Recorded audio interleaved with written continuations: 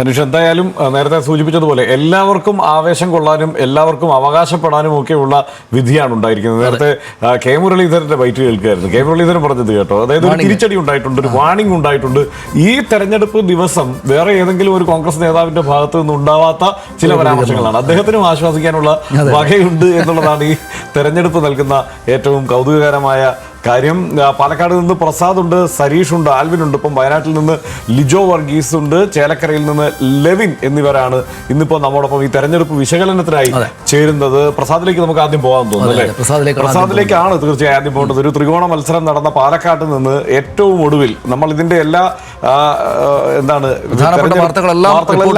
എല്ലാം റിപ്പോർട്ട് ചെയ്തതും പ്രസാദാണ് ആദ്യഘട്ടം മുതൽ. അതായത് 3 മുന്നണികളുടെയും സ്ഥാനാർത്ഥികൾ ആരായിരിക്കും എന്നത് ആദ്യം റിപ്പോർട്ട് ചെയ്തത് പ്രസാദാണ്. അതിനുശേഷം എത്രയോ കഴിഞ്ഞാണ് മറ്റു മാധ്യമങ്ങളിലൊക്കെ ആ വാർത്ത വന്നത്. അത് മാത്രമല്ല, സൂക്ഷ്മമായി എല്ലാ വിവരങ്ങളും ആദ്യഘട്ടത്തിൽ തന്നെ പ്രസാദ്. ഈ തെരഞ്ഞെടുപ്പ് ഏറ്റവും പ്രധാനപ്പെട്ട ബൈറ്റ് അൻവറുമായിട്ട് പ്രസാദ് സംസാരിച്ചിട്ടാണ്. 4000 വോട്ട് നേടിയിട്ടുണ്ട് കേട്ടോ അൻവർ. അത് നമുക്ക് അതിലേക്ക് വരാം. എന്തായാലും ഈ അൻവറിന്റെ ഒരു രാഷ്ട്രീയ ഭാവിയെ തന്നെ പ്രതിസന്ധിയിലാക്കുന്ന ബൈറ്റ് കൊണ്ടുവന്നതും പ്രസാദ് തന്നെയാണ്. എന്തായാലും പ്രസാദ്, ഈ ഇപ്പോഴത്തെ ഈ വിധി അത് പ്രസാദ് പ്രതീക്ഷിച്ചിരുന്നതായിരുന്നോ? എന്തെല്ലാമായിരുന്നു അതിന് കാരണമായ ഘടകങ്ങൾ?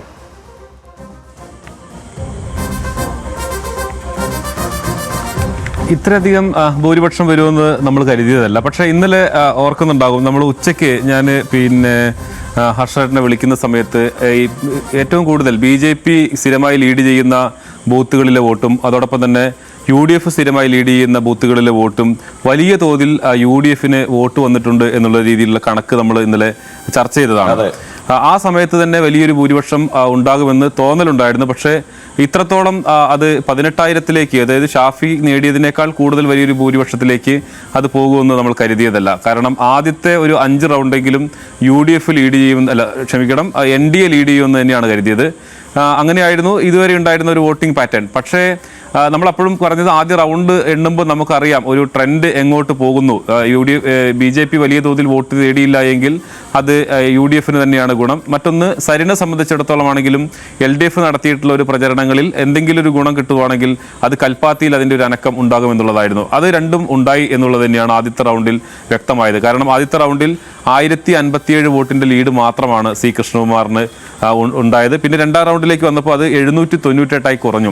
അപ്പോൾ തന്നെ ഏറെക്കുറെ ഉറപ്പിച്ചു ഇതിൽ BJPക്ക് ഇനി അവിടെ പ്രതീക്ഷയ്ക്ക് വകയൊന്നും ഇല്ല എന്നുള്ളതാണ്. പിന്നെ അവരാകെ കരുതിയത് മൂന്നാമത്തെ റൗണ്ടിൽ രാഹുൽ മാങ്കൂട്ടത്തിൽ ലീഡിലേക്ക് വന്നപ്പം BJP കേന്ദ്രങ്ങൾ പൂർണ്ണമായും നിരാശയിലേക്ക് പോകുന്ന ഒരു സാഹചര്യം തന്നെയാണ് ഉണ്ടായി. പിന്നെ അവർക്ക് പിടിച്ചു നിൽക്കാനായി ഉള്ളത് മൂത്താന്തറയും വടക്കന്തറയും. അത് അവരെ സംബന്ധിച്ചിടത്തോളം BJPയുടെ ഒരു കോട്ടയാണ്. അവിടെയുള്ള മുഴുവൻ വോട്ടുകളിലാണെങ്കിൽ ഒരു 90% BJP വോട്ടുകളാണ്. പക്ഷേ അവിടെ എത്തിയിട്ട് പോലും C കൃഷ്ണകുമാറിന് വേണ്ടത്ര രീതിയിൽ മുന്നോട്ട് പോകാൻ കഴിഞ്ഞില്ല എന്നുള്ളത് പിന്നീട് വന്ന ഓരോ കണക്കും. ആദ്യത്തെ 4 തവണ മാത്രമാണ് C കൃഷ്ണകുമാർ ലീഡിലേക്ക് വന്നത്. ആദ്യത്തെ 2 തവണയും പിന്നീട് 5ഉം 6ഉം തവണ മാത്രമാണ് ലീഡിലേക്ക് വന്നത്. പിന്നെ രാഹുലിൻ്റെ ഒരു തേരോട്ടം തന്നെയാണ് നമ്മൾ കണ്ടത്. അത് 18,840 അന്ന് അവസാനിച്ചു.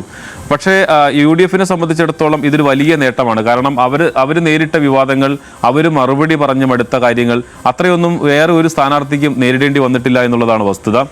ആദ്യം രാഹുൽ മാങ്കൂട്ടത്തിൽ സ്ഥാനാർത്ഥിയായപ്പോൾ വന്ന വിവാദം ഒന്ന് ഷാഫിയുടെ നോമിനി എന്നുള്ളതായിരുന്നു. മറ്റൊന്ന് കെ മുരളീധരനെ സ്ഥാനാർത്ഥിയാക്കാൻ കോൺഗ്രസിൻ്റെ പാലക്കാട്ടെ പ്രധാനപ്പെട്ട നേതാക്കളെല്ലാം തന്നെ കേന്ദ്രത്തിന് കത്തയച്ചു. ആ കത്ത് പുറത്തു വന്നതോടുകൂടി വലിയ തോതിൽ അത് വലിയ വിവാദമായി മാറുന്ന ഒരു സാഹചര്യമുണ്ടായി. പിന്നീട് ട്രോളി വിവാദം വന്നു. ആ പെട്ടിയിൽ പണമാണെന്ന് LDFും അതോടൊപ്പം തന്നെ BJPയും വലിയ തോതിൽ ആരോപണം ഉന്നയിച്ചു. CCTV ദൃശ്യങ്ങൾ പുറത്തു വന്നു. അതിനെല്ലാം മറുപടി പറഞ്ഞ് ഇവരെല്ലാം മടുത്ത ഒരു സാഹചര്യത്തിൽ അങ്ങനെ ഓരോ ഘട്ടത്തിലും ഇത്രയധികം വിവാദങ്ങൾ നേരിടേണ്ട സാഹചര്യം വേറൊരു സ്ഥാനാർത്ഥിക്ക് ഉണ്ടായിട്ടില്ല. സരിനെ സംബന്ധിച്ചിടത്തോളം ആദ്യം തുടക്കത്തിൽ കോൺഗ്രസിൽ നിന്നും, കാരണം പെട്ടെന്ന് കോൺഗ്രസ്സുകാരനായ ഒരാൾ പെട്ടെന്ന് അതിൽ കലാപം ഉയർത്തി പുറത്തേക്ക് വരികയും LDFിൻ്റെ സ്ഥാനാർത്ഥിയാകുകയും ചെയ്തു എന്നതിൻ്റെ അപ്പുറത്തേക്ക് കൂടുതൽ പ്രശ്നങ്ങളൊന്നും തന്നെ നേരിടേണ്ടി വന്നിരുന്നില്ല. കൃഷ്ണകുമാറിൻ്റെ പ്രശ്നം എന്ന് പറയുന്നത് കൃഷ്ണകുമാറിനെ സ്ഥിരമായി സ്ഥാനാർത്ഥിയാക്കുന്നു എന്നുള്ളതായിരുന്നു ഇവിടുത്തെ ഒരു പ്രധാനപ്പെട്ട പരാതി. പക്ഷേ അവരുടെ നേതൃത്വം, സംസ്ഥാന നേതൃത്വം പറഞ്ഞിരുന്നത് കൃഷ്ണകുമാർ മത്സരിച്ച എല്ലാ തെരഞ്ഞെടുപ്പിലും വോട്ട് വർദ്ധിപ്പിച്ചിട്ടുണ്ട്, അപ്പോൾ അങ്ങനെയുള്ള ഒരു സ്ഥാനാർത്ഥിയെ എന്തിനു മാറ്റണം എന്നുള്ളതായിരുന്നു. പക്ഷേ ഇവിടുത്തെ പാലക്കാട് നഗരസഭയാണ് BJPയുടെ ഒരു ശക്തി കേന്ദ്രം. പക്ഷേ ഇവിടുത്തെ ആളുകളെ സംബന്ധിച്ചിടത്തോളം കൃഷ്ണകുമാറിനോട് വലിയ തോതിലുള്ള വിയോജിപ്പ് വിയോജിപ്പും അതൃപ്തിയും ഉണ്ടായിരുന്നു. അതാണ് ഈ തെരഞ്ഞെടുപ്പിൽ വന്നിട്ടുള്ളത്. എന്തായാലും രാഹുലിനെ സംബന്ധിച്ചിടത്തോളം, പ്രത്യേകിച്ച് UDF-നെ സംബന്ധിച്ചിടത്തോളം വലിയൊരു വിജയം തന്നെയാണ് എന്ന് നമുക്ക് പറയേണ്ടി വരും. കാരണം അവർക്ക് ഇത്രയധികം ഭൂരിപക്ഷം അവർ പോലും പ്രതീക്ഷിച്ചിരുന്നില്ല എന്നാണ് നമുക്ക് തോന്നുന്നത്. എന്റെ ഒരു വിലയിരുത്തൽ ഞാൻ പറയട്ടെ, ഈ സരിൻ LDF-ന്റെ മികച്ച തീരുമാനമായിരുന്നു, ആ കാര്യത്തിൽ ഒരു സംശയമില്ല. സരിൻ അല്ലായിരുന്നെങ്കിൽ രാഹുലിന്റെ ഭൂരിപക്ഷം ഇനിയും വർദ്ധിച്ചേനെ എന്നാണ് എനിക്ക് തോന്നുന്നത്. എന്റെ ആ ഒരു വിലയിരുത്തൽ. അതോടൊപ്പം സരിൻ മികച്ച സ്ഥാനാർത്ഥിയായിരിക്കും, പക്ഷെ കിട്ടിയ ചിഹ്നം ഒരല്പം പാളിപ്പോയി. ചിഹ്നം മറ്റൊന്നായിരുന്നെങ്കിൽ 2ാം സ്ഥാനത്തെത്തിയാണ്. തീർച്ചയായും അല്ലേ പ്രസാദ്? അങ്ങനെ വിലയിരുത്തിയ പിശകുണ്ടാവോ? തീർച്ചയായും അത് ഉറപ്പ്. തീർച്ചയായിട്ടും അല്ല, അത് നല്ല അങ്ങനെ തന്നെയാണ് അതിന്റെ വിലയിരുത്തൽ. കാരണം സരിൻ നേടിയത് ഈ 37,293 വോട്ട് എന്ന് പറയുന്നത് CPM-നെ സംബന്ധിച്ചിടത്തോളം ഒട്ടും നിസ്സാരമല്ല. അതിൻ്റെ ഒരു പ്രധാന കാരണം എന്ന് പറയുന്നത് അവർ ഭരണപക്ഷത്തുള്ള ഒരു പാർട്ടിയാണ്. കഴിഞ്ഞ 8 വർഷത്തോളമായി സംസ്ഥാനത്ത് ഭരിച്ചുകൊണ്ടിരിക്കുന്നു. അവർക്ക് ഒരു തരത്തിലുള്ള ആനുകൂല്യവും നിലവിലെ സാഹചര്യത്തിലില്ല. പ്രത്യേകിച്ച് പാലക്കാട് നെൽകർഷകരെല്ലാം വലിയ തോതിൽ ഈ നെല്ല് സംഭരണവുമായി ബന്ധപ്പെട്ടുകൊണ്ട് മാത്തൂര്, കണ്ണാടി പോലെയുള്ള പഞ്ചായത്തുകളിൽ വലിയ തോതിലുള്ള പ്രതിഷേധം കർഷകരുടെ ഭാഗത്തു നിന്നുണ്ടാകുന്നുണ്ട്. പിന്നെ നഗരസഭയിലേക്ക് വന്നു കഴിഞ്ഞാൽ CPM-ന്റെ സംഘടനാ ശക്തി എന്ന് പറയുന്നത് വളരെ ദുർബലമാണ്. യാക്കര പോലെയുള്ള സ്ഥലങ്ങളിലാണ് അവരുള്ളത്. നഗരസഭയിലാകട്ടെ ഓരോ തദ്ദേശ തെരഞ്ഞെടുപ്പ് പോകുമ്പോഴും അവരുടെ അംഗങ്ങളുടെ എണ്ണം കുറഞ്ഞു വരുന്നു. അപ്പോൾ സംഘടനാപരമായി CPM-നെ സംബന്ധിച്ചിടത്തോളം വളരെ ദുർബലമായ ഒരു മണ്ഡലം ഈ പാലക്കാട് നഗരസഭ എന്നുള്ളത് തന്നെയാണുള്ളത്. അപ്പോൾ അങ്ങനെ വരുമ്പോൾ 37,293 വോട്ട് നേടുക എന്ന് പറയുന്നത് ഈ ഒരു സാഹചര്യത്തിൽ അത് CPM-നെ സംബന്ധിച്ചിടത്തോളം വളരെ പോസിറ്റീവായി. അടുത്ത തെരഞ്ഞെടുപ്പിൽ അവർക്കൊരു ഊർജ്ജമാണ്. ആദ്യം കഴിഞ്ഞ 2021 മത്സരിച്ചപ്പോൾ 36,000 വോട്ടായി. അത് 2021 പാർലമെന്റിലേക്ക് മത്സരിച്ചപ്പോൾ 34,000 കുറഞ്ഞു. അതാണ് 37,000 കുറഞ്ഞത്. വോട്ട് വിഹിതത്തിൽ 1.5% വർധനവും ഇവിടെ CPM സ്ഥാനാർത്ഥിക്ക് പറ്റി. പക്ഷേ നേരത്തെ സനീഷ് പറഞ്ഞത് ശരിയാണ്. അത് 2ാം സ്ഥാനത്തേക്ക് വന്നേനെ അവിടെ അവരുടെ തന്നെ സാധ്യതകൾ, അത് 2 സാധ്യതകൾ പറയാം. ഒന്ന് NN കൃഷ്ണദാസിന് പാലക്കാട് നഗരസഭയിൽ നഗരത്തിനകത്തൊരു സ്വാധീനമുണ്ട്. അപ്പോൾ NN കൃഷ്ണദാസ് തന്നെ പറയുന്നത് നിങ്ങൾ പെട്ടിയൊക്കെ വലിച്ചെറിഞ്ഞ് ജനകീയ വിഷയങ്ങൾ ചർച്ച ചെയ്യൂ. ആ സ്ഥാനാർത്ഥിക്ക് അന്നത്തെ ആ വിഷയങ്ങൾ ഏറ്റെടുക്കുന്ന രീതിയോട് വലിയ തോതിലുള്ള അവമതിപ്പ് NN കൃഷ്ണദാസ് പറഞ്ഞു. അതൊരു പക്ഷേ അവർക്ക് കിട്ടേണ്ട കുറച്ച് വോട്ടെങ്കിലും നഷ്ടപ്പെടുത്തിയിട്ടുണ്ടാകുമെന്ന് ഞാൻ കരുതുന്നുണ്ട്. പിന്നെ ഒന്ന് EP ജയരാജന്റെ ഈ പുസ്തക വിമർശനം, ആ പുസ്തകത്തിൽ ഞാൻ എഴുതിയതല്ല എന്ന് EP ജയരാജൻ പറയുന്നുണ്ടെങ്കിൽ പോലും അത് വലിയ ചർച്ചയായി മാറുകയും അതും ഈ നിഷ്പക്ഷരായിട്ടുള്ള വോട്ടർമാരെ അത് ഒരുപക്ഷെ സ്വാധീനിച്ചു. അങ്ങനെ ഒരു ചുരുങ്ങിയത് കുറച്ച് വോട്ടെങ്കിലും അത് സ്വാധീനിച്ചിട്ടുണ്ടാവും. അതല്ല എങ്കിൽ ഉറപ്പായും സരിന് 2ാം സ്ഥാനത്തേക്ക് വരാനുള്ള ഒരു സാധ്യതയുണ്ടായിരുന്നു. കാരണം 2,000 വോട്ടിന്റെ വ്യത്യാസം മാത്രമാണ് BJP-യും LDF-ഉം തമ്മിൽ ഈ മണ്ഡലത്തിലുള്ളത്. അതാണ് ഞാൻ തിരിച്ചു വരാൻ പ്രസാദ്, വളരെ പ്രധാനപ്പെട്ട ഒരു കാര്യമാണ്. അതായത് ഹർഷൻ തുടക്കത്തിൽ പറഞ്ഞ പോലെ എല്ലാവർക്കും സന്തോഷിക്കാനുള്ള കാര്യം ഇതിനകത്തുണ്ട് എന്ന് പറഞ്ഞതുപോലെ സരിന് തിരിച്ചടി ഉണ്ടായിട്ടില്ല എന്ന്. CPM-ന് സരിനെ വെച്ചതുകൊണ്ട് ലാഭമുണ്ടായി. സരിനാണെങ്കിൽ നല്ല മത്സരം കൊടുത്തിട്ട് ഈ ചെറിയ ചില നെഗറ്റീവ് സംഗതികളില്ലായിരുന്നെങ്കിൽ 2ാം സ്ഥാനത്ത് എന്ന വിജയം അദ്ദേഹത്തിൻ്റെതായ വിജയം ഉണ്ടാക്കിയെന്നെ. എനിക്ക് തോന്നുന്നു പാലക്കാട് നിന്ന് ചേലക്കര വരെ പോയിട്ട് വരാം. അവിടെ റിയൽ വിജയം ഇടതുപക്ഷ ജനാധിപത്യ മുന്നണി ഉണ്ടാക്കിയതാണ്. ലെവിൻ കേൾക്കാമല്ലോ അല്ലേ? അതായത് ഈ വലിയ രാഷ്ട്രീയ വിജയം എന്ന നിലക്കാണ് സംസ്ഥാനത്തെ CPIM ആകെ തന്നെയും ചേലക്കരയിലെ വിജയത്തെ കാണുക. എന്തുകൊണ്ടെന്നാൽ 1-2 ഘട്ടത്തിലും ഭരിക്കുന്ന ഒരു മുന്നണിക്കെതിരായിട്ടുള്ള ഭരണവിരുദ്ധ വികാരം എന്ന ചോദ്യത്തെ, ചർച്ചകളെ അത് ഇല്ലാതാക്കി എന്നതാണ്. ഇന്ന് മാത്രമല്ല, പിണറായി സർക്കാർ അല്ലെങ്കിൽ CPM സർക്കാർ, ഇടതുപക്ഷ ജനാധിപത്യത്തിനുള്ള സർക്കാർ 3ാം തവണയും വരും എന്ന ചർച്ചകൾക്ക് സോഷ്യൽ മീഡിയയിൽ തുടക്കമിടാൻ അതിൻ്റെ CPIM-ന്റെ ആളുകൾക്ക് അങ്ങനെ ഒരു പ്രചോദനം കൂടി ആയിട്ടുണ്ട് ചേലക്കരയിൽ യഥാർത്ഥത്തിൽ പ്രതീക്ഷിച്ച വിജയം തന്നെയാണോ അവർക്ക് കിട്ടിയത്? രമ്യ ഹരിദാസും അതിശക്തമായിട്ടുള്ള കഠിനാധ്വാനം നടത്തുന്ന കോൺഗ്രസിൻ്റെ നേതാക്കളും അവിടെ എന്തുകൊണ്ടാണ് പിന്നിൽ പോയത്?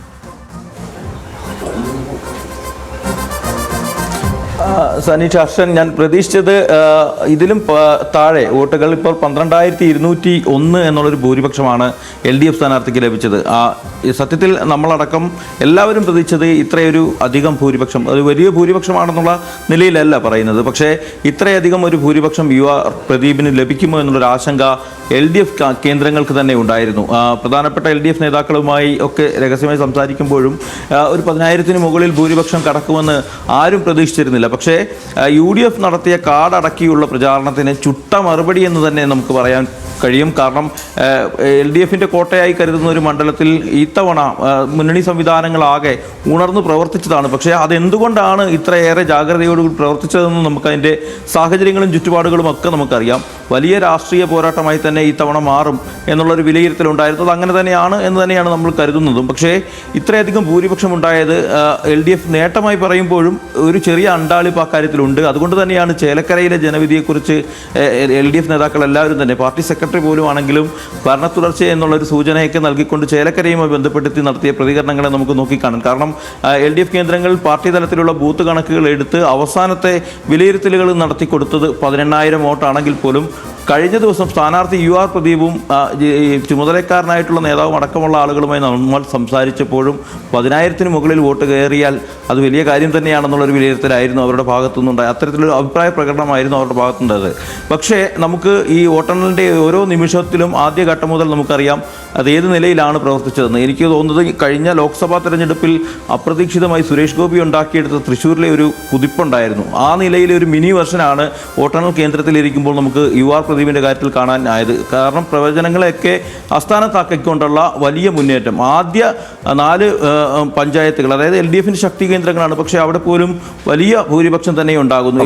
അതാണ് അത് തീർച്ചയായും ഒരു വലിയ വിജയം നേടാൻ അവിടെ UR പ്രദീപിന് കഴിഞ്ഞിട്ടുണ്ട്. നേരത്തെ 2016 കിട്ടിയതിനേക്കാൾ ഭൂരിപക്ഷം വർദ്ധിപ്പിക്കാനും കഴിഞ്ഞിട്ടുണ്ട്. പക്ഷേ അതിൽ വേറൊരു പ്രധാനപ്പെട്ട കാര്യം, ചേലക്കരയിൽ BJPയുടെ വോട്ട് വർദ്ധിച്ചത് ഏതാണ്ട്, അതായത് മുമ്പ് കഴിഞ്ഞ നിയമസഭാ തെരഞ്ഞെടുപ്പിനേക്കാൾ 10,000 വോട്ടുകൾ എടുത്ത് 9,500 വോട്ടുകൾക്ക് മേൽ വർദ്ധിക്കുന്ന ഒരു സാഹചര്യം അവിടെ ഉണ്ടായിട്ടുണ്ട്. കഴിഞ്ഞ പാർലമെന്റ് തെരഞ്ഞെടുപ്പിനേക്കാൾ 4,635 വോട്ടുകൾ ലോക്സഭാ തെരഞ്ഞെടുപ്പിൽ ഉണ്ടായിരുന്നതിനേക്കാൾ വോട്ടുകൾ വർദ്ധിച്ചിട്ടുണ്ട് BJP എന്നുള്ളതും പ്രധാനപ്പെട്ട കാര്യം. അതിൽ പ്രധാനപ്പെട്ട ഘടകമായിട്ട് ഞാൻ കാണുക സ്ഥാനാർത്ഥി തന്നെയാണ്.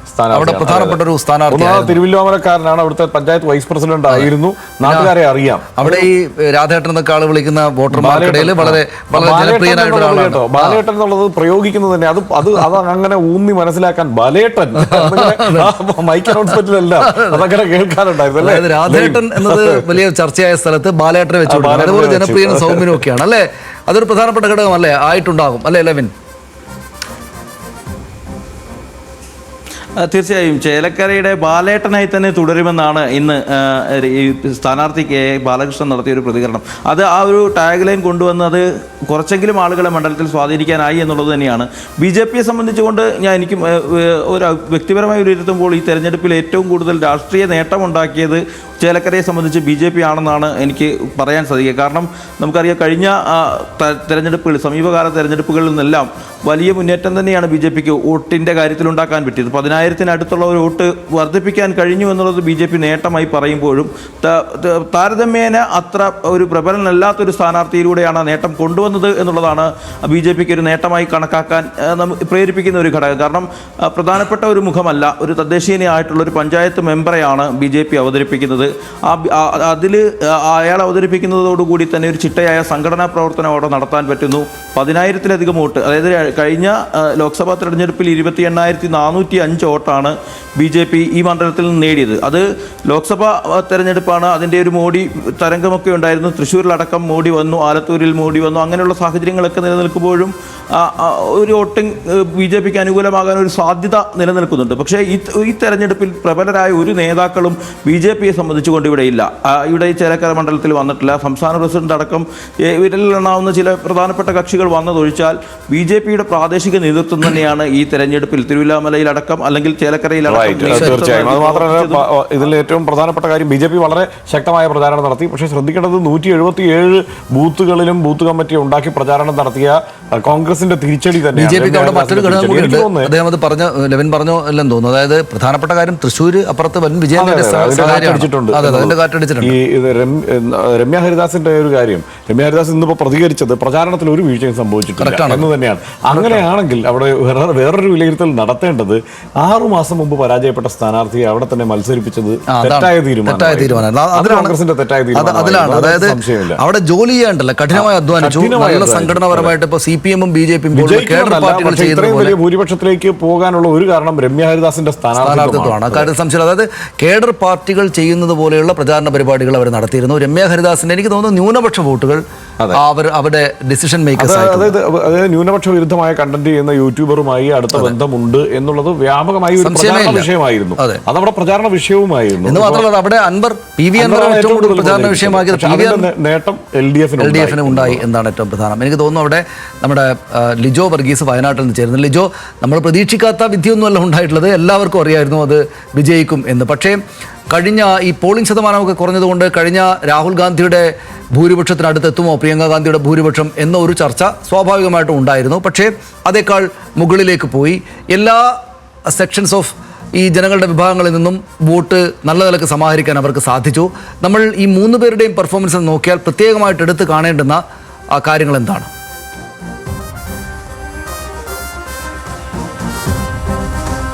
പ്രിയങ്ക ഗാന്ധിയെ സംബന്ധിച്ചിടത്തോളം UDFും കോൺഗ്രസിനെ സംബന്ധിച്ചിടത്തോളം വളരെ മികച്ച വിജയമാണ്. അവരെ സംബന്ധിച്ച് അവർക്ക് വലിയ ആത്മവിശ്വാസവും സന്തോഷവും ആഹ്ലാദിക്കാൻ വക നൽകുന്നതുമായിട്ടുള്ളൊരു വിജയമാണ് ഉണ്ടായത്. ഇന്ന് രാവിലെ പോലും 2,75,000 മുതൽ 3.5 ലക്ഷം വരെയായിരുന്നു കോൺഗ്രസ് നേതാക്കളുടെ പോലും പ്രഡിക്ഷൻ. ഏതാണ്ട് അതിൽ വന്ന് നിൽക്കുമെന്നുള്ളതായിരുന്നു അവർ വിചാരിച്ചത്. അതിനപ്പുറത്തേക്ക് 4 ലക്ഷത്തിന് മുകളിൽ 4,10,000-ഓളം വോട്ടുകളാണ് ഭൂരിപക്ഷമായി പ്രിയങ്ക ഗാന്ധിക്ക് ഉണ്ടായത്. ഇതിലേറ്റവും പ്രധാനമായി തോന്നുന്നത് 65% ഇത്തവണത്തെ പോളിംഗ് പെർസെൻറ്റേജ്. ഈ പോൾ ചെയ്ത വോട്ടുകളിലെ 65%, 64.99% വോട്ടുകൾ പ്രിയങ്ക ഗാന്ധിക്ക് ക്യാഷ് ചെയ്യാൻ പറ്റിയെന്നുള്ളതാണ്. അത്രയും വോട്ടുകൾ അവർക്ക് സമാഹരിക്കാൻ കഴിഞ്ഞുകൊണ്ടാണ് 6 ലക്ഷത്തിന് മുകളിൽ 6,20,000-ഓളം അടുത്ത് വോട്ടുകൾ അവർക്ക് പിടിക്കാൻ പറ്റിയിട്ടുണ്ട്. അതാണ് ഒരു പ്രധാനപ്പെട്ട കാര്യം. പാലക്കാടും ചേലക്കരയും പറഞ്ഞതുപോലെ അവിടെ ഇടതുപക്ഷം എണ്ണയിട്ട യന്ത്രം പോലെ വർക്ക് ചെയ്ത്, അല്ലെങ്കിൽ അതുപോലെ കോൺഗ്രസും അവിടെ വർക്ക് ചെയ്തിട്ടുണ്ട്. അതുപോലെ വർക്ക് ചെയ്ത ഒരേ ഒരു രാഷ്ട്രീയ പാർട്ടി വയനാട് ലോക്സഭാ മണ്ഡലത്തിൽ ഈ ഉപതെരഞ്ഞെടുപ്പിൽ അത് കോൺഗ്രസ് മാത്രമാണെന്നുള്ളതാണ്. പ്രിയങ്ക ഗാന്ധിയുടെ ഈ വ്യക്തിപ്രഭാവത്തെ അത് മുൻനിർത്തിക്കൊണ്ട് യഥാർത്ഥത്തിൽ വളരെ കൃത്യമായ ചിട്ടയോടുകൂടിയുള്ള ഒരു പ്രവർത്തനം നടത്താൻ യഥാർത്ഥത്തിൽ ഇവിടുത്തെ കോൺഗ്രസ് നേതൃത്വത്തിനും UDFിനും കഴിഞ്ഞിട്ടുണ്ട്. അത് ഈ ലീഗും നന്നായി അതിൽ വർക്ക് ചെയ്തിട്ടുണ്ട്, ഒപ്പം തന്നെ കോൺഗ്രസ് നേതൃത്വവും വർക്ക് ചെയ്തിട്ടുണ്ട്. നമുക്ക് രാജ്മോഹൻ ഉണ്ണിത്താൻ, അതോടൊപ്പം തന്നെ ഡീൻ കുര്യാക്കോസ്, സണ്ണി ജോസഫ് ഉൾപ്പെടെയുള്ള ആളുകളായിരുന്നു 3 മണ്ഡലങ്ങളിൽ വയനാട് ലോക്സഭയിൽ വയനാട് ജില്ലയിലുള്ള 3 നിയമസഭാ മണ്ഡലങ്ങളിൽ അവർക്കായിരുന്നു ചുമതല. താഴെയും അങ്ങനെ ആളുകൾക്ക് ചുമതല തിരിച്ചു നൽകിയിരുന്നു. അതുപോലെ തന്നെ നിരവധി ആളുകൾ, രാജു പി നായർ ഉൾപ്പെടെയുള്ള ആളുകൾ പബ്ലിക് റിലേഷനുമായി ബന്ധപ്പെട്ട് വളരെ ഭൂരിപക്ഷം കൂട്ടുക എന്നത് തന്നെയായിരുന്നു മുഖ്യ ലക്ഷ്യം. അവിടെ മറ്റൊരു കാര്യം, ഈ വോട്ട് ശതമാനം, പോളിംഗ് ശതമാനം കുറഞ്ഞത് ഇടതുമുന്നണിയുടെ വോട്ടുകൾ തന്നെയാണ് പോൾ ചെയ്യാത്തത് എന്നുള്ളത് കൃത്യമല്ലേ? തീർച്ചയായും വളരെ കൃത്യമാണ്. അതിൽ വളരെ ഉദാസീനമായിട്ടുള്ള ഒരു തെരഞ്ഞെടുപ്പ് പ്രചാരണമാണ് യഥാർത്ഥത്തിൽ ഇടതുമുന്നണിയുടെ ഭാഗത്തുനിന്ന് ഉണ്ടായതെന്ന് ഈ വോട്ട് ഇപ്പോൾ കിട്ടിയിരിക്കുന്ന വോട്ടുകൾ കണ്ടാൽ നമുക്കത് മനസ്സിലാക്കാൻ കഴിയും. ഏറ്റവും പ്രധാനമായി അതിൽ പറയേണ്ട ഒരു കാര്യം, കഴിഞ്ഞ തവണത്തേക്കാൾ ഏതാണ്ട് 70,000-ലധികം വോട്ടുകളുടെ കുറവ് ഇത്തവണ ഇടതുപക്ഷത്തിനുണ്ടായി. സത്യം മുഖേരി സ്വാഭാവികമായിട്ട് ഒരു പ്രധാനപ്പെട്ട നേതാവ് എന്ന നിലയ്ക്ക് 2014 മികച്ച പ്രകടനം കാഴ്ചവെച്ച് ഏതാണ്ട് 20,800-ഓളം വോട്ടുകൾ എന്ന ഭൂരിപക്ഷത്തിലേക്ക് MA ഷാനവാസിനെ കൊണ്ടുവന്ന UDFിനെ കൊണ്ടുവന്ന ഒരു നേതാവിനെ 10 വർഷത്തിന് ശേഷം അവതരിപ്പിക്കുമ്പോൾ അതിനനുസരിച്ചൊരു പ്രവർത്തനം കാഴ്ചവെക്കാൻ, അല്ലെങ്കിൽ അതിനനുസരിച്ച് പിന്തുണ ഈ സ്ഥാനാർത്ഥിക്ക് നൽകാൻ യഥാർത്ഥത്തിൽ ഇടതുപക്ഷത്തിന് കഴിഞ്ഞില്ല എന്നുള്ളതാണ്. അതുതന്നെയാണ് 70,000 വോട്ടുകൾ കുറഞ്ഞ ഒരു ഘട്ടത്തിൽ 2 ലക്ഷം പോലും കടക്കുമോ, അതായത് കഴിഞ്ഞ തവണത്തെ വെച്ച് നോക്കുമ്പോൾ ഇത്തവണ 2 ലക്ഷം വോട്ടുകളെങ്കിലും ഇടതുപക്ഷത്തിന് ലഭിക്കുമോ എന്നുള്ളൊരു ആശങ്ക പോലും ഉണ്ടായിരുന്ന ഒരു സാഹചര്യം ഉണ്ടായിരുന്നു. അത് ഏതാണ്ട് 1.5 ലക്ഷത്തിന് ശേഷം 2 ലക്ഷത്തിലേക്ക്, ഇപ്പോൾ ഉള്ളത് 2,11,000 വോട്ടുകളാണ്. ഈ 1.5-ക്ക് ശേഷം 1.5 ലക്ഷത്തിൽ നിന്ന് 2 ലക്ഷത്തിലേക്കുള്ള പോക്ക് വളരെ പതുക്കെയായിരുന്നു. 2,000-3,000 എന്ന നിലയ്ക്ക് കയറിയാണ് ഈ 2,11,000-ൽ എത്തുന്നത്. അത്രത്തോളം മോശമായിട്ടുള്ളൊരു പെർഫോമൻസ് ആണ് യഥാർത്ഥത്തിൽ അവിടെ ഉണ്ടായിരുന്നത്. അതൊരു ഘട്ടത്തിൽ പല ശരി ലിജോ, ഞാൻ തിരിച്ചു വരാം. ഒന്ന് മറ്റ് ആൽവിൻ അടക്കമുള്ള ആളുകൾ പാലക്കാടുണ്ട്, അതിലേക്ക് പോകാം. എനിക്ക് തോന്നുന്നത് ഈ വയനാട്ടിലെ കാര്യത്തിലെ ഇപ്പോൾ ഇടതുപക്ഷത്തിൻ്റെ ആളുകളെ കുറ്റം പറയാൻ പറ്റില്ല. അതായത് ഒന്ന് ഇതുപോലൊരു ഉപതെരഞ്ഞെടുപ്പ് വന്ന്, രണ്ടാമതൊരു തെരഞ്ഞെടുപ്പ് വന്ന് ചാടിയിരിക്കുന്നു. പിന്നെ എന്തായാലും പ്രിയങ്ക പാർട്ടി സമ്മേളനത്തിന്റെ കാലമാണ്, എന്തായാലും ജയിക്കും. ഇതിനകത്ത് പോയിട്ട് പക്ഷേ അതൊരു ഒരു ജനാധിപത്യ സംവിധാനത്തിൽ നിൽക്കുന്ന ഒരു പാർട്ടിയെ പാർട്ടിയല്ലേ മുന്നണിയെ സംബന്ധിച്ചിടത്തോളം അങ്ങനെ വിട്ടുകൊടുക്കേണ്ടതല്ല, അവിടെ ഒരു പോരാട്ടം കാഴ്ചവെക്കേണ്ടതായിരുന്നു എന്നുള്ളത്. 2,10,000 ആൾ വോട്ട് ചെയ്തു ഇടതുപക്ഷത്തിന്.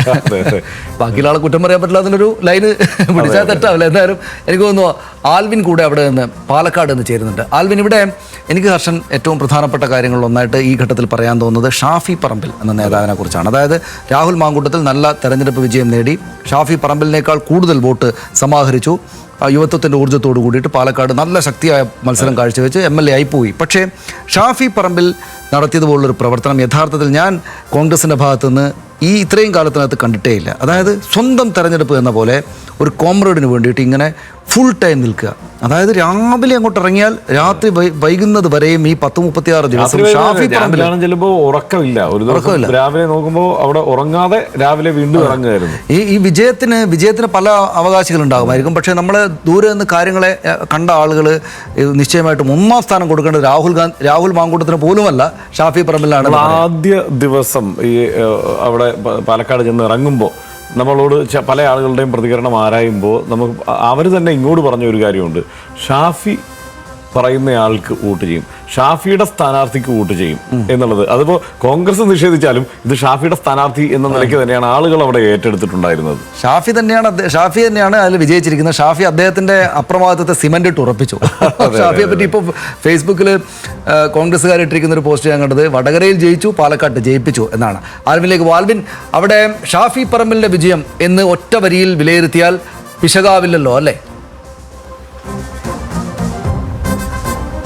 സനീഷ ഹർഷൻ പറഞ്ഞതുപോലെ തന്നെ തീർച്ചയായും ഷാഫിയുടെ ആ ഒരു ലീഡർഷിപ്പ് എന്ന നിലത്തിൽ തന്നെയാണ് നമുക്ക് ഈ ഘട്ടത്തിൽ കാണാം. കാര്യം ഞാൻ പാലക്കാട് വന്ന അടുത്ത ദിവസം രാവിലെ കണ്ട കാഴ്ച എന്ന് പറയുന്നത് തെരഞ്ഞെടുപ്പ് കമ്മിറ്റി ഓഫീസിൻ്റെ ഷട്ടർ ഉയർത്തുന്നത് ഷാഫിയാണ്.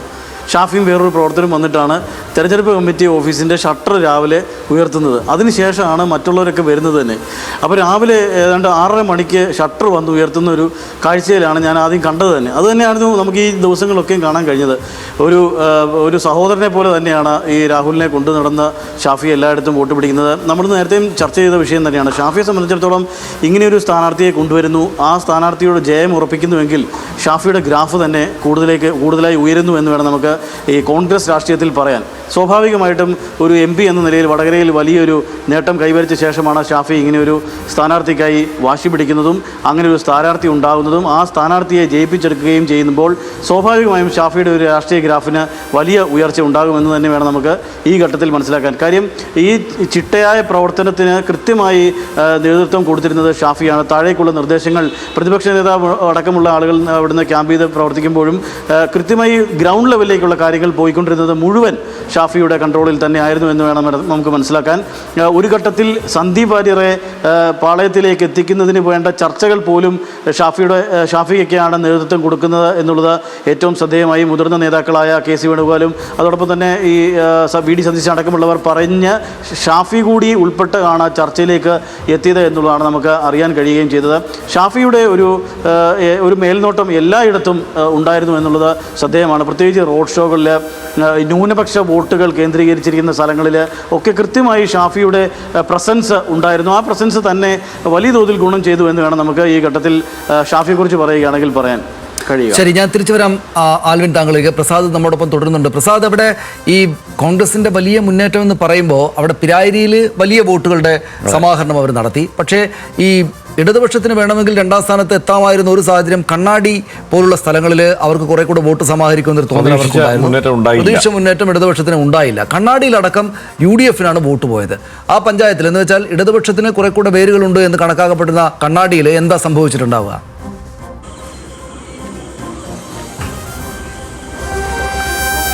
ഇതിൽ കണ്ണാടിയിലും മാത്തൂരിലും വലിയ വോട്ട് നേടാൻ കഴിയുമെന്നായിരുന്നു ഇവർ പ്രതീക്ഷിച്ചിരുന്നത്, LDF പ്രതീക്ഷിച്ചിരുന്നത്. പക്ഷേ മാത്തൂര് സാമാന്യം കുഴപ്പമില്ലാത്ത ഒരു വോട്ട് അവർക്ക് നേടാൻ കഴിഞ്ഞു. അവിടെ മാത്തൂരിൽ LDF-നെ സംബന്ധിച്ചിടത്തോളം 6926 വോട്ടും കണ്ണാടിയിൽ 6665 വോട്ടും നേടി.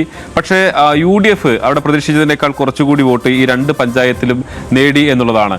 അത് അവിടെ LDF പ്രതീക്ഷിച്ചിരുന്നില്ല. LDF അവിടെ കുറച്ചുകൂടി കൂടുതൽ വോട്ട് ഈ 2 പഞ്ചായത്തുകളിലുമായി പ്രതീക്ഷിച്ചിരുന്നത്. പിരായിരി സ്വാഭാവികമായും അത് UDF-ന്റെ ഒരു കോട്ടയാണ്. അതുകൊണ്ട് തന്നെ അവിടെ ഏറ്റവും ഷാഫി സംബന്ധിച്ചിടത്തോളം വലിയ സ്വാധീനമുള്ള ഒരു മേഖലയാണ്.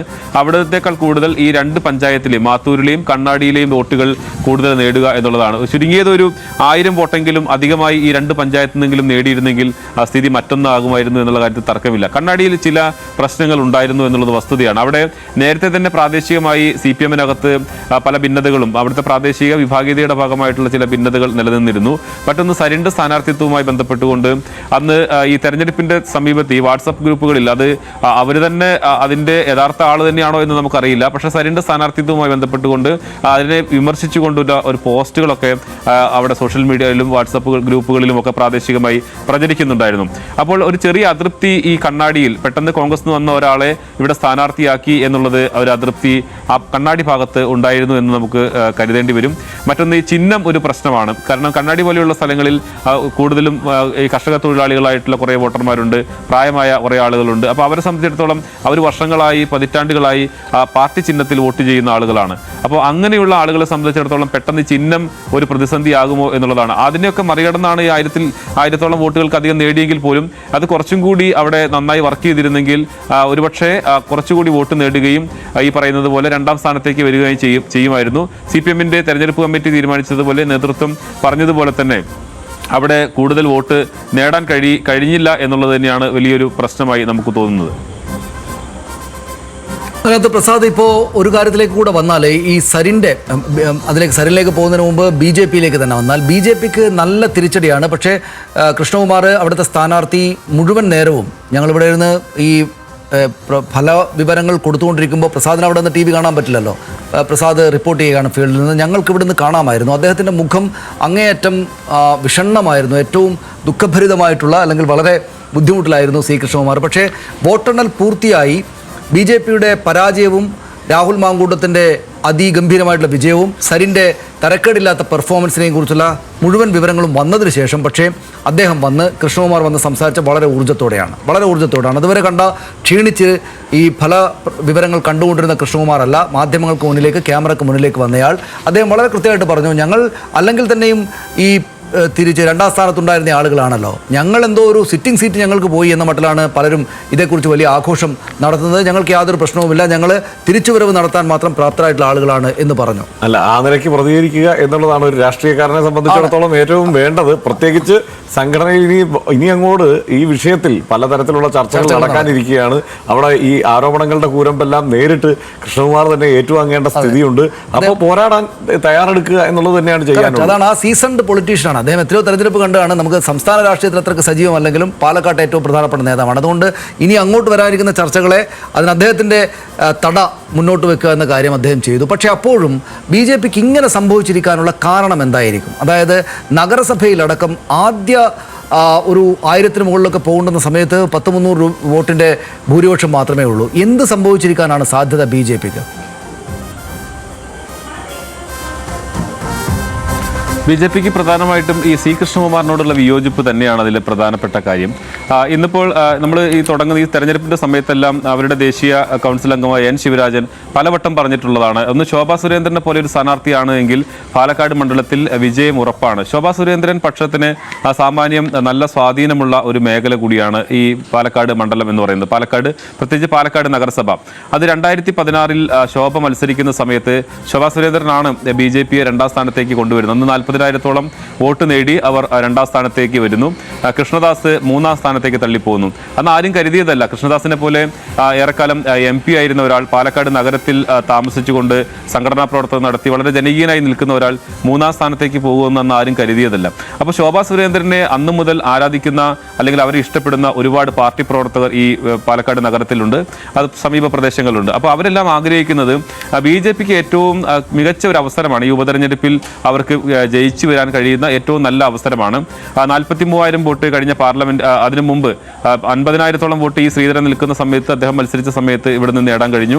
പിന്നെ പാർലമെന്റ് തെരഞ്ഞെടുപ്പിലാണെങ്കിലും 43,000-ഓളം വോട്ട് നേടാൻ കഴിഞ്ഞു. പിന്നെ തൃശ്ശൂരിന്റെ വിജയത്തിന്റെ ഒരു ഹാങ് ഓവർ ഇവിടെ പാലക്കാടും ഉണ്ടായിരുന്നു. അപ്പം എല്ലാ സാഹചര്യങ്ങളും പരിശോധിക്കുമ്പോൾ BJP-ക്ക് ജയിക്കാൻ കഴിയുന്ന ഒരു സാഹചര്യമുണ്ട്. പക്ഷെ അവരെല്ലാം പറഞ്ഞിരുന്ന ഒരു കാര്യം, ശ്രീ കൃഷ്ണകുമാർ ഒഴിച്ച് മറ്റേത് സ്ഥാനാർത്ഥിയാണെങ്കിലും ഇവിടെ ഞങ്ങൾ അംഗീകരിക്കും, അതിനു വേണ്ടി പ്രവർത്തിക്കുമെന്നുള്ളതാണ്. പക്ഷേ പിന്നീട് C. കൃഷ്ണകുമാർ സ്ഥാനാർത്ഥിയായി അതിനുവേണ്ടി ഇതിൻ്റെ പ്രശ്നങ്ങളും ഭിന്നതകളും എല്ലാം പറഞ്ഞ് പരിഹരിക്കാൻ RSS നേതൃത്വം വലിയ തോതിൽ ഇടപെട്ടു. നമുക്കറിയാം, സംസ്ഥാന പ്രസിഡന്റ് K. സുരേന്ദ്രൻ ഇവിടെ തന്നെ ക്യാമ്പ് ചെയ്തുകൊണ്ട് അതിൻ്റെ പ്രവർത്തനങ്ങൾ നടത്തി. ശിവരാജനുമായും അങ്ങനെ ഭിന്നിച്ചു നിൽക്കുന്ന ആളുകളുമായി സുരേന്ദ്രൻ നേരിട്ട് കൂടിക്കാഴ്ച നടത്തുന്നു, അവരുടെ വീടുകളിൽ പോകുന്നു. അങ്ങനെ ഒരു വലിയ ശ്രമം നടത്തിയെങ്കിൽ പോലും ആ ഭിന്നത മാറിയിട്ടില്ല. അത് നേതാക്കൾക്കിടയിൽ മാത്രമല്ല, സാധാരണ പ്രവർത്തകർക്കിടയിൽ പോലും അങ്ങനെ C. കൃഷ്ണകുമാരുടെ ഒരു വിയോജിപ്പ് തുടർന്നു എന്നുള്ളത് കൊണ്ടാണ് ഇത്രയേറെ പുറകിൽ പോകാനുള്ള ഒരു കാരണം ഉണ്ടായിട്ടുള്ളത്. അല്ലെങ്കിൽ ഇപ്പോൾ മൂത്താന്തറയും വടക്കന്തറയും കൂടി ഇല്ലെങ്കിൽ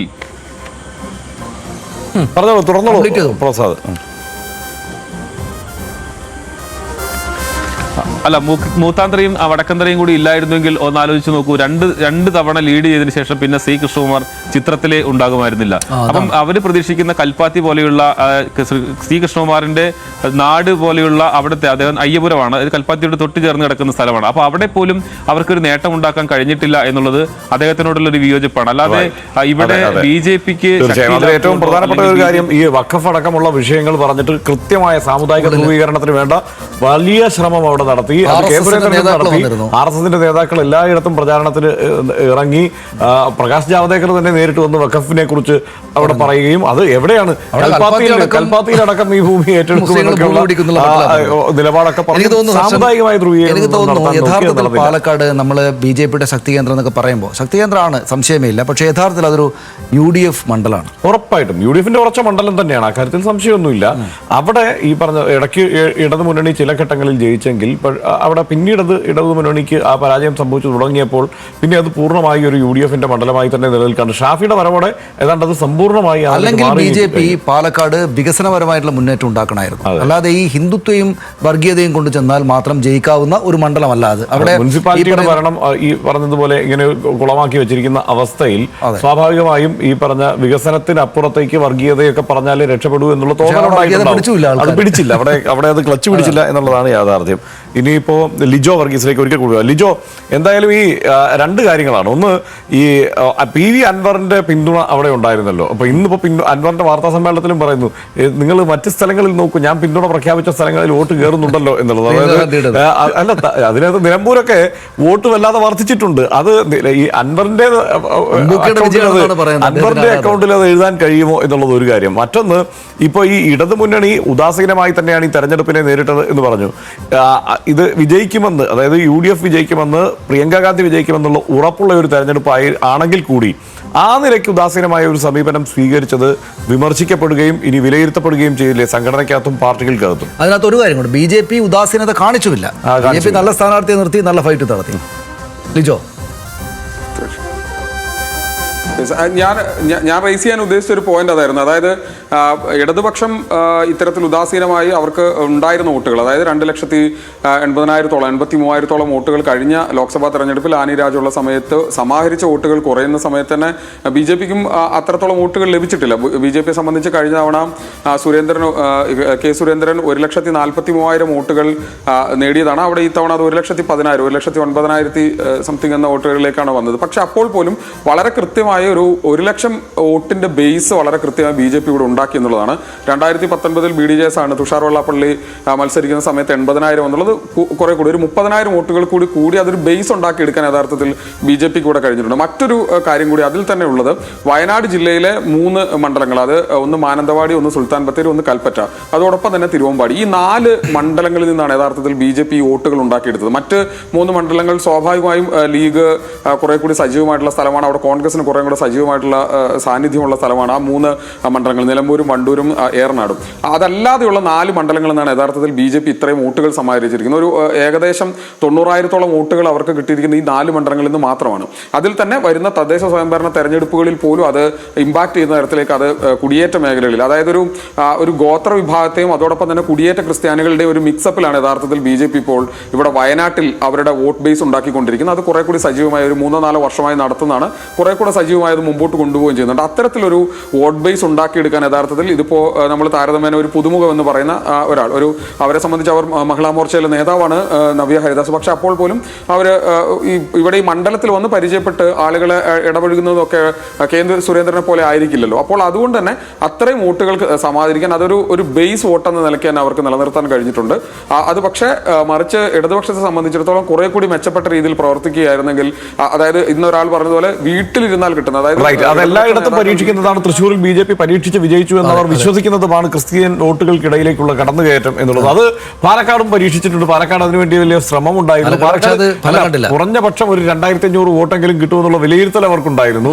അതവിടെ വിലപ്പോയില്ല. ഈ വഖഫ് അടക്കം കത്തിച്ചിട്ടും മുനമ്പം ആവർത്തിച്ച് പറഞ്ഞിട്ടും കൃഷ്ണകുമാർ 2 തവണ മുനമ്പം വിഷയത്തിൽ ഇടപെടുകയും ഇവിടെ വന്ന് മുനമ്പത്തെ സമരക്കാരെ കാണുകയും ഒക്കെ ചെയ്തു. കാരണം നമ്മുടെ പൊളിറ്റിക്കൽ മാസ് ചർച്ചയിൽ ഈ BJP-യുടെ പ്രവർത്തകരും നേതാക്കളും നേതാക്കളും ഈ വിഷയം പ്രധാനമായിട്ട് എടുത്തു ഉയർത്തി. ചേലക്കരയിലും ഇവിടെയും വയനാട്ടിലുമെല്ലാം. പക്ഷേ ആ നിലക്കത് കത്തിയില്ല എന്ന് എനിക്ക് തോന്നുന്നു. അതാണ് അത്തരത്തിൽ ആ നിലയ്ക്ക് സാമുദായികമായ വിഭാഗീയതയ്ക്കുള്ള ഒരു ശ്രമം അത് സത്യത്തിൽ ഏറ്റില്ല എന്നുള്ളത് തന്നെയാണ് എനിക്ക് തോന്നുന്നത്.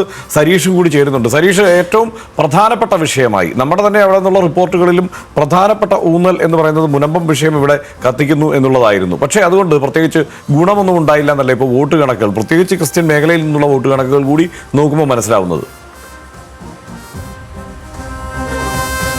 തീർച്ചയായും മുനമ്പം വിഷയം ആദ്യഘട്ടം മുതൽ തന്നെ വലിയ രീതിയിൽ ഉയർത്തിക്കാട്ടാൻ BJP ശ്രമിച്ചിരുന്നു. അത് കെ സുരേന്ദ്രൻ ആവട്ടെ, അല്ലെങ്കിൽ സ്ഥാനാർത്ഥി C കൃഷ്ണകുമാർ ആവട്ടെ, ദേശീയ തലത്തിലുള്ള നേതാക്കൾ ആവട്ടെ, ജാവ്ദേക്കർ ഉൾപ്പെടെയുള്ളവർ ഇങ്ങോട്ടേക്ക് വന്ന് ആ വിഷയം മുന്നോട്ട് വെച്ചു. അതോടൊപ്പം തന്നെ കേന്ദ്രമന്ത്രി ജോർജ് കുര്യൻ ഉൾപ്പെടെയുള്ളവർ ആ വിഷയം ഉയർത്തുന്നു. അങ്ങനെ എല്ലാവരും, വരുന്നവരും പോകുന്നവരും എല്ലാം വലിയ രീതിയിൽ കൊട്ടിഘോഷിച്ചത് ഇതാ മുനമ്പത്തിന് പിന്നാലെ കൽപ്പാത്തിയും നൂറണിയും ധോണിയുമെല്ലാം പിടിച്ചടക്കാൻ പോവുകയാണ്, നിങ്ങൾ കിടപ്പാടമില്ലാത്തവരായി മാറുകയാണ്, അങ്ങനെ ഏതെങ്കിലും രീതിയിൽ ഒരു പ്രതിസന്ധി ഉണ്ടെങ്കിൽ BJP മാത്രമാണ് നിങ്ങൾക്കൊപ്പം നിൽക്കാൻ പോകുന്നത് എന്നൊരു പ്രതീതിയായിരുന്നു ഉണ്ടാക്കിയിരുന്നത്. പക്ഷേ അത് ഒരു തരത്തിലും പ്രതിഫലിച്ചില്ല എന്ന് തന്നെ വേണം പറയാൻ. കാരണം ആദ്യം തുടങ്ങിയത് കൽപ്പാത്തിയിൽ വെച്ചാണ്. ഈ വോട്ടെണ്ണൽ തുടങ്ങുന്നത് കൽപ്പാത്തി മേഖല കേന്ദ്രീകരിച്ചാണ്.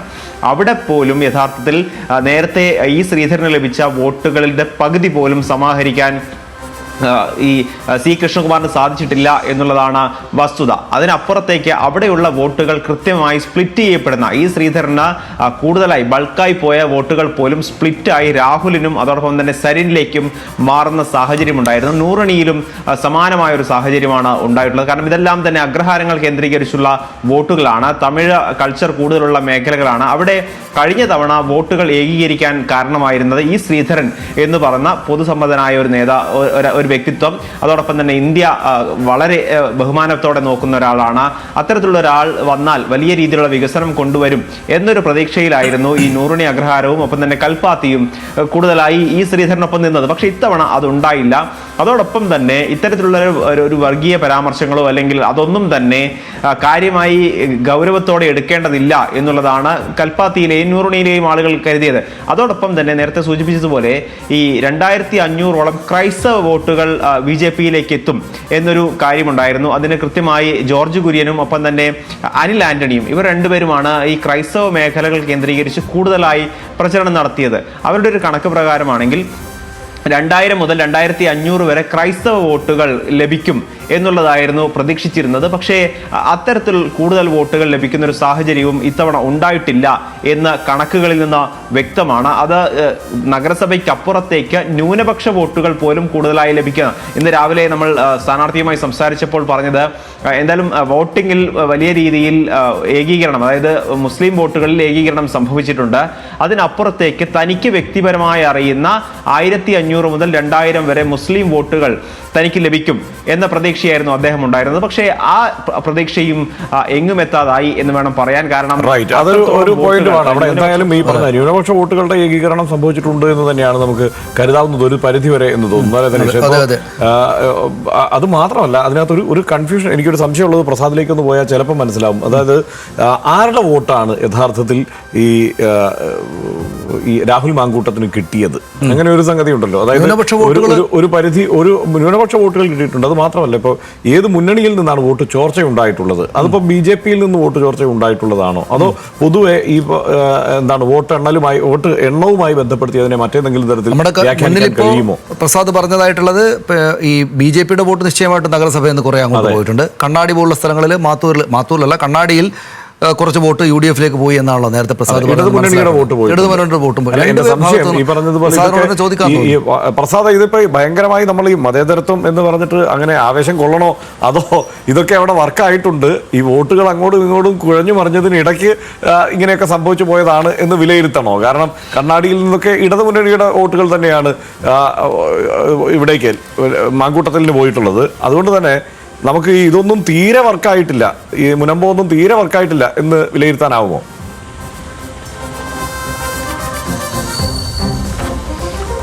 അങ്ങനെ നമുക്ക് വിലയിരുത്താനാവില്ല. കാരണം തീരെ ഇതിൽ മുനമ്പം വിഷയത്തിൽ BJP പ്രതീക്ഷിച്ചിരുന്നത് ഒരു 1500 വോട്ടെങ്കിലും ഈ ക്രിസ്ത്യൻ വിഭാഗത്ത് നിന്ന് കിട്ടും എന്നുള്ളതായിരുന്നു. പക്ഷേ അതിൽ കുറച്ചെങ്കിലും വോട്ട് കിട്ടിയിട്ടുണ്ടാകും എന്ന് തന്നെയാണ് നമ്മൾ കരുതുന്നത്. കാരണം നമ്മൾ ഇന്നലെയും അതുമായി ബന്ധപ്പെട്ടുകൊണ്ട് സമരരംഗത്തുള്ള ആളുകളുമായി സംസാരിച്ചിരുന്നു. അപ്പോൾ അവരെല്ലാം പറയുന്നത് ഞങ്ങൾ BJPക്ക് തന്നെയാണ് വോട്ട് ചെയ്തിട്ടുള്ളത് എന്നുള്ളതാണ്. പക്ഷേ ഇതിനകത്ത് ഇന്ന് ഈ തെരഞ്ഞെടുപ്പ് ഫലം വന്നതിന് ശേഷം ഷാഫി നടത്തിയ ഒരു സ്റ്റേറ്റ്മെന്റിൽ ഏറ്റവും പ്രധാനപ്പെട്ടത് ഞങ്ങൾക്ക് വെസ്റ്റിലും നോർത്തിലും സൗത്തിലും ഈസ്റ്റിലും സ്വാധീനമുണ്ട്. അതൊരു പൊളിറ്റിക്കൽ സ്റ്റേറ്റ്മെന്റ് ആണ്. അതായത് വെസ്റ്റിലും നോർത്തിലും സ്വാധീനമുണ്ട് എന്ന് പറഞ്ഞാൽ വെസ്റ്റും നോർത്തും BJPയുടെ ശക്തി കേന്ദ്രങ്ങളാണ്. അവിടെ നിന്ന് ഞങ്ങൾക്ക് വോട്ട് കിട്ടിയിട്ടുണ്ട്. അതോടൊപ്പം സൗത്തിലും ഈസ്റ്റിലും എന്ന് പറഞ്ഞാൽ സൗത്ത് പൊതുവെ ന്യൂനപക്ഷ സമുദായങ്ങൾക്ക് വലിയ പ്രാധാന്യമുള്ള, കോൺഗ്രസിന് വലിയ സ്വാധീനമുള്ള മേഖലകളാണ്. അപ്പോൾ എല്ലാ വിഭാഗത്തു നിന്നും വോട്ട് കിട്ടിയിട്ടുണ്ട് എന്നുള്ളതാണ് അവർ പറയുന്നത്. പക്ഷേ ഈ ന്യൂനപക്ഷ വോട്ടുകളുടെ ഒരു ഏകീകരണം രാഹുലിന് കിട്ടിയിട്ടുണ്ട് എന്നുള്ളത് തന്നെ വേണം നമുക്ക് വിലയിരുത്താൻ. അതിൽ SDP-യുടെ വോട്ടുകളുണ്ട്, വെൽഫെയർ പാർട്ടിയുടെ വോട്ടുണ്ട്. അത് ഏറെക്കുറെ 5000-ഓളം വോട്ട് ഈ രണ്ട് പാർട്ടികൾക്കുമായിട്ട് ഇവിടെ പാലക്കാട് നഗരസഭയ്ക്കകത്ത് ഉണ്ട് എന്നുള്ളതാണ് നമ്മൾ കരുതുന്നത്. അതോടൊപ്പം തന്നെ ലീഗിലും ഇപ്പോൾ സന്ദീപ് വാര്യർ വന്നതിന് ശേഷം വലിയ ന്യൂനപക്ഷ വോട്ടുകൾ ഇപ്പോൾ സമസ്തയിൽ നമ്മൾ കണ്ടതാണ്. ആ പരസ്യം 2 പത്രങ്ങളിലും സുപ്രഭാതത്തിലും സിറാജിലും പരസ്യം വന്നു. പക്ഷെ അതൊന്നും ഒരു തരത്തിലും അവരെ സ്വാധീനിച്ചിട്ടില്ല എന്നുള്ളത് തന്നെയാണ് ഈ വോട്ടിന്റെ ഒരു കണക്ക് നോക്കുമ്പോൾ, ആ പ്രദേശത്ത് നിന്ന് നോക്കുമ്പോൾ നമുക്ക് മനസ്സിലാക്കാൻ കഴിയുന്നത്. അവിടെ LDF വിചാരിച്ച ഒരു രാഷ്ട്രീയ തന്ത്രം അത് വിജയിച്ചിട്ടില്ല എന്ന് തന്നെ പറയേണ്ടി വരും. അത് വളരെ പ്രധാനപ്പെട്ട ഒരു കാര്യമാണ് ഒക്കെ പറഞ്ഞത്. ഇതിനകത്ത് ഒരു കാര്യമുള്ളത് കർഷകൻ എനിക്ക് പറയാൻ തോന്നുന്നത്, പ്രസാദ് കൂടെ കേൾക്കാനായിട്ട്. അതായത് നമ്മൾ ത്രികോണ മത്സരം നടക്കുന്നു എന്ന് പറയുമ്പോൾ BJPയെ സംസ്ഥാന രാഷ്ട്രീയത്തിന് അകറ്റി നിർത്താൻ, നിയമസഭയിലേക്ക് വരാതിരിക്കാൻ സാധാരണഗതിയിൽ കോൺഗ്രസിന് ഇടതുപക്ഷം വോട്ട് ചെന്ന് കൊടുക്കുകയാണ് ചെയ്യുക എന്നാണല്ലോ ഒരു വർത്തമാനം. മഞ്ചേശ്വരത്തൊക്കെ ആണെങ്കിലും ഇതുപോലെ ശക്തിയുള്ള സ്ഥലങ്ങളിലാണെങ്കിലും അവസാന നിമിഷം CPM-കാർ ഇടതുപക്ഷക്കാർ ചെന്നിട്ട് കോൺഗ്രസ്സുകാരന് വോട്ട് ചെയ്തിട്ട് അവരെ BJP അകറ്റി നിർത്തുന്ന കാര്യമാണല്ലോ ചെയ്യാറ്. പക്ഷേ ഇവിടെ അങ്ങനെ ഉണ്ടായില്ല. ഇവിടെ ക്ലിയർ ആയിട്ട് നമുക്കറിയാവുന്നതുപോലെ സരിൻ്റെ പേരിൽ ഇടതുപക്ഷം അവർക്ക് കിട്ടാവുന്ന വോട്ടെല്ലാം സമാഹരിച്ചു. അവരുടെ വോട്ട് ഇടതുപക്ഷം കൊണ്ടുപോയപ്പോൾ തന്നെയാണ് കോൺഗ്രസ് അവരുടെ വോട്ട്, അവരുടെ സ്വന്തം വോട്ടുകൾ ഏകീകരണം ഉണ്ടായിട്ടുണ്ട്. മുസ്ലിം വോട്ടുകളുടെ ഏകീകരണം ഉണ്ടായെങ്കിലും കോൺഗ്രസിലേക്ക് പോകാവുന്ന വോട്ടുകൾ ചെന്നാണ്, അല്ലാണ്ട് കേഡർ CPM വോട്ടുകൾ ചെന്നിട്ട് മറിച്ചു കൊടുത്തിട്ടല്ല. മുസ്ലിം വോട്ടുകൾ, അതിനകത്തൊരു ഒരു കാര്യം, മുസ്ലിം വോട്ടുകളുടെ ഏകീകരണം ഇവിടെ ഉണ്ടായിട്ടുണ്ടെന്ന് പറയുമ്പോൾ ചേലക്കരയിൽ അത് ഉണ്ടായിട്ടില്ല. ചേലക്കരയിൽ ഇതിനകത്ത് ഞാൻ പറയാൻ ഉദ്ദേശിച്ച കാര്യം വെച്ചാൽ സാധാരണഗതിയിൽ CPM അല്ലെങ്കിൽ ഇടതുപക്ഷത്തിന്റെ കേഡർ വോട്ടർമാർ RSS-നെയും BJP-യെയും ഈ ഹിന്ദുത്വ വോട്ട് ആളുകളെ അധികാരം കൊടുക്കരുത് എന്ന രാഷ്ട്രീയ ഉദ്ദേശം മുൻനിർത്തിയിട്ട് അവർക്ക് ഇഷ്ടമല്ലാത്ത കോൺഗ്രസ്സുകാരനെ എന്ന് വോട്ട് ചെയ്തിട്ട് അദ്ദേഹത്തെ തടയുന്നു എന്ന സംഗതി മാറി. യഥാർത്ഥത്തിൽ ഓരോരുത്തരും അവരവരുടെ വോട്ടുകൾ പരമാവധി സമാഹരിച്ചു. എന്നിട്ട് പോലും കോൺഗ്രസ് മതേതരത്വത്തിന്റെ ശക്തിയായ കൃത്യമായ വിജയം ഉണ്ടായി. ആ രാഷ്ട്രീയ പോരാട്ടമാണ് അവിടെ നടന്നത്. അതിൽ കൃത്യമായ വിജയം കോൺഗ്രസിന് ഉണ്ടായി എന്നത്. ഒരു കാര്യം കൂടിയുണ്ട് കേട്ടോ, ഈ ഭരണവിരുദ്ധ വികാരം ഇല്ല എന്ന് ഒറ്റയടിക്ക് ഇപ്പോൾ ഈ സ്റ്റാറ്റസ് കോ നിലനിർത്തുന്ന തരത്തിലുള്ള ഒരു തെരഞ്ഞെടുപ്പ് റിസൾട്ട് വന്നതുകൊണ്ട് ഒറ്റയടിക്ക് ഭരണവിരുദ്ധ വികാരം ഇല്ല എന്ന് വിലയിരുത്തി പോകുന്നതും അബദ്ധമാവുന്ന എനിക്ക് തോന്നുന്നത്. കാരണം ഈ വലിയ ഭൂരിപക്ഷം വയനാട്ടിൽ കിട്ടിയതിൽ ഒട്ടും ഭരണവിരുദ്ധ വികാരം പ്രതിഫലിച്ചിട്ടില്ല എന്ന് നമുക്ക് പറയാൻ കഴിയില്ല. അതുപോലെ ഇവിടെ പാലക്കാടും ഇത്രയും വലിയ ഭൂരിപക്ഷം കിട്ടിയതിൽ ഭരണവിരുദ്ധ വികാരം ഇല്ലെന്ന് നമുക്ക് പറയാൻ പറ്റും. ഭരണവിരുദ്ധ വികാരം എന്ന് വെച്ചാൽ ഭരണവിരുദ്ധ വികാരം നമ്മൾ ഈ പറയുന്നത് പോലെ ഉണ്ടാകണമെങ്കിൽ 2 തവണ ഭരിക്കുന്ന ഈ ലോക്സഭാ തെരഞ്ഞെടുപ്പിലൊക്കെ വലിയ തിരിച്ചടി ഉണ്ടായിട്ടുള്ള അതിന് കണക്കായിട്ടുള്ള ഭരണവിരുദ്ധ വികാരം ഉണ്ടാകണം. അതായത് 8 വർഷമായിട്ട് 9 വർഷമായിട്ട് ഭരിച്ചുകൊണ്ടിരിക്കുന്ന സർക്കാരിനെതിരെ ചില പ്രശ്നങ്ങൾ ഉണ്ടാവും. പക്ഷേ ഭരണവിരുദ്ധ വികാരം പ്രകടമായി എന്ന് നമ്മൾ പറയണമെങ്കിൽ യഥാർത്ഥത്തിൽ ഈ വോട്ട് പോരാ, ഈ സംഗതി പോരാ. അങ്ങനെയാണെങ്കിൽ CPM-ന് സന്തോഷിക്കാൻ ഒന്നും ഉണ്ടാകാൻ പാടില്ല. ചേലക്കരയിൽ നല്ല തിരിച്ചടി.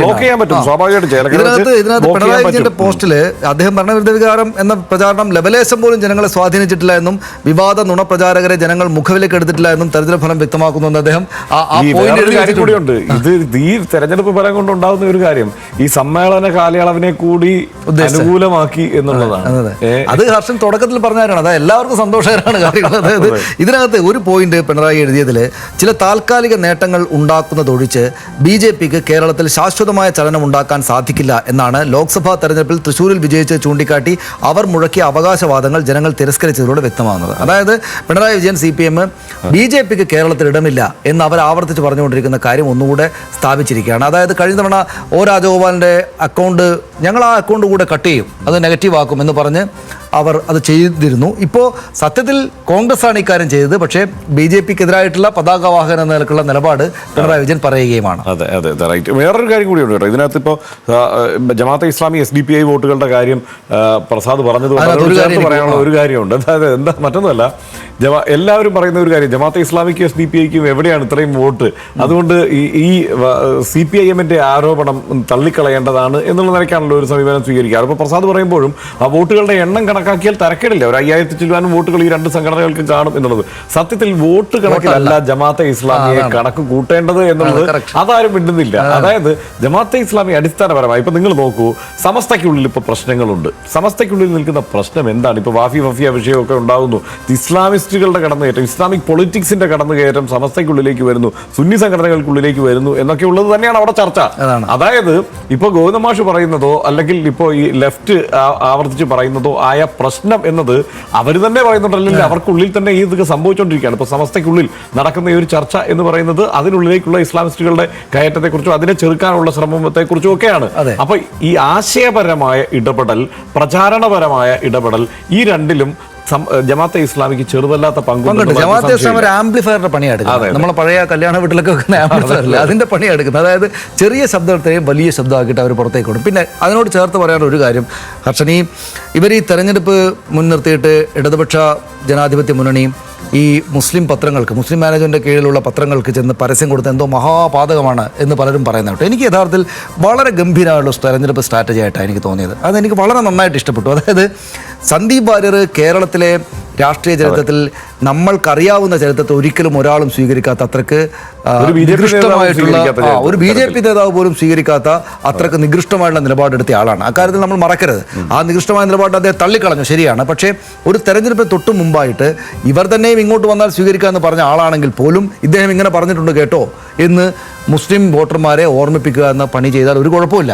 ഇത് അവിടെ മതവും ജാതിയും ഒക്കെ ചർച്ചയായ ഒരു തെരഞ്ഞെടുപ്പാണ് പാലക്കാട് നടന്നത് എന്ന കാര്യത്തിൽ യാതൊരു സംശയവുമില്ല. അവിടെ BJPക്ക് വലിയ ഹിന്ദുത്വ പൊളിറ്റിക്സ് പറയുന്ന പ്രധാനപ്പെട്ട കാര്യമാണ് സനീഷ്. അതായത് ആവർത്തിച്ച് പിണറായി വിജയൻ സംഘിയാണ് ഈ പ്രചാരണം. ആക്ച്വലി അത് കോൺഗ്രസിൽ നിന്ന് വന്നതോ രാഹുൽ മാങ്കൂട്ടത്തിൽ അവതരിപ്പിക്കുന്നതൊന്നും അല്ലല്ലോ. അത് കേരളത്തിൽ ആദ്യം ടോസ് ചെയ്തത് ആരാണ്?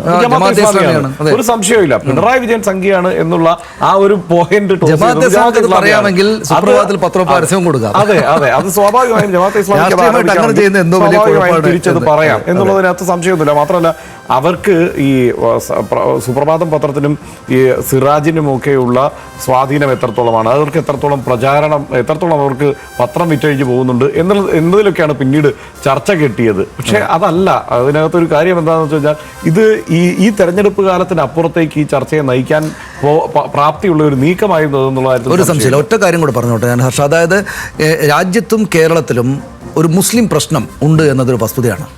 നമ്മളൊക്കെ ചെറുപ്പകാലത്ത് ഒരു 10, 20, 25 കൊല്ലം മുമ്പ് ഉള്ള രാഷ്ട്രീയ സാഹചര്യമുള്ള കേരളത്തിലുള്ളത് ഇവിടെ ഒരു മുസ്ലിം പ്രശ്നമുണ്ട്. ആ മുസ്ലിം പ്രശ്നത്തിനകത്ത് ഒരു മുസ്ലിം പ്രശ്നമുണ്ട്. ആ മുസ്ലിം പ്രശ്നത്തിനകത്ത് ഇടതുപക്ഷ ജനാധിപത്യ മുന്നണി ഇതൊരു മുസ്ലിം പ്രശ്നമാണ് എന്ന് തന്നെ കണ്ട് പരസ്യം ചെയ്യുന്നതിൽ ഒരു പ്രശ്നവുമില്ല. രാഷ്ട്രീയ പ്രചാരണം നടന്നതിൽ ഒരു പ്രശ്നവുമില്ല. അങ്ങനെ പറയാൻ പാടുണ്ടോ എന്ന സംഗതി മാറിക്കഴിഞ്ഞു. നമ്മളിപ്പോൾ പാലക്കാടിനെ പറ്റി ചർച്ച ചെയ്യുമ്പോൾ മൂത്താൻ എന്ന സമുദായത്തിൻ്റെ പേര് എത്ര തവണ നമ്മൾ പറയുന്നത്. അപ്പോൾ അതൊന്നും പറയാൻ പാടില്ല എന്നത് തെറ്റായ കാര്യമാണ് എന്നുകൂടിയാണ് എനിക്ക് പറയാൻ തോന്നുന്നത്. എനിക്കൊന്ന് ഇപ്പോൾ നമുക്കത് അവസാനിപ്പിക്കാനുള്ള സമയമായി, 55 ആയി. അക്ഷനെ പ്രസാദിനോട് വല്ല ചോദ്യം? പ്രസാദിനോട് ഇത് തന്നെയാണ് എനിക്ക് കൂട്ടി പറയാനുള്ളത്. പ്രസാദ്, ഇപ്പോൾ നമ്മൾ ഈ അവസാനിപ്പിക്കുന്ന ഈ പോയിന്റ് ഉണ്ടല്ലോ, അതായത് ജമാഅത്തെ ഇസ്ലാമിക്ക് അവിടെ 5000 ചില്ലുവാനും വോട്ട് ജമാഅത്തെ ഇസ്ലാമിക്കും SDPIക്കും കാണും. അതുമാത്രമല്ല ഇപ്പോൾ ഉന്നയിക്കപ്പെടുന്ന ഒരു വാദം എന്ന് പറയുന്നത് PV അൻവറിന്റെ പാർട്ടിക്ക് ഇവർ പിന്തുണ പ്രഖ്യാപിച്ചിരുന്നു ചേലക്കരയിൽ. പക്ഷേ അവിടെ ആകെപ്പാടെ 14,000 വോട്ടാണ് അവർക്ക് നേടാൻ കഴിഞ്ഞത്. ഇത്രയേ ഉള്ളൂ ഇവരുടെ സ്വാധീനം എന്ന് പറയണോ, അതോ അതിനപ്പുറത്ത് പ്രചാരണ തലത്തിൽ ഇവർക്ക് വേറൊരു സ്വാധീനമുണ്ട് എന്നത് വിലയിരുത്തി പോകണോ?